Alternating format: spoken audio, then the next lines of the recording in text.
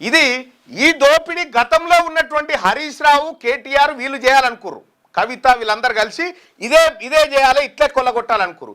కాకపోతే వాళ్ళ దరిద్రానికి వాళ్ళు జీవో తెచ్చే టైంకి ప్రభుత్వం పోయింది.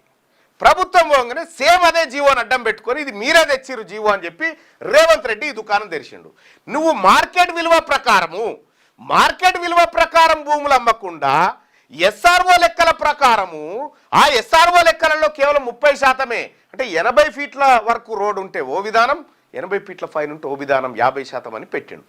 కేవలం ఏం చేస్తున్నంటే అడ్డికి పావు షేరు ఈ హైదరాబాద్లో ఉన్నటువంటి ప్రభుత్వం చేత రాయితీగా ఇవ్వబడ్డటువంటి భూములను అడ్డికి పావు షేరు బిజినెస్లు చేసుకోవడానికి ఓసీల కప్ప చెప్తా ఉన్నాడు. ఆ ఓసీలలో ఈయన గ్యాంగు దిగింది, రేవంత్ రెడ్డి గ్యాంగు. ఇది 5 లక్షల నుంచి 6 లక్షల కోట్ల వరకు ఉంటుంది ఈ దందా, ఈ బిజినెస్. దీని మీద కన్నేసిండు రేవంత్ రెడ్డి. రేవంత్ రెడ్డి వేసిన దెబ్బ ఎట్లా ఉందో చూడరు బీసీ ప్రజలారా. ఇందులో ఉన్నట్టు మనకు బీసీ వాళ్ళకి ఇండస్ట్రీ పెట్టమనే వాడు జాగిచ్చినోడు లేడు, కాదు కనీసం ఇంటి జాగిచ్చినోడు లేడు.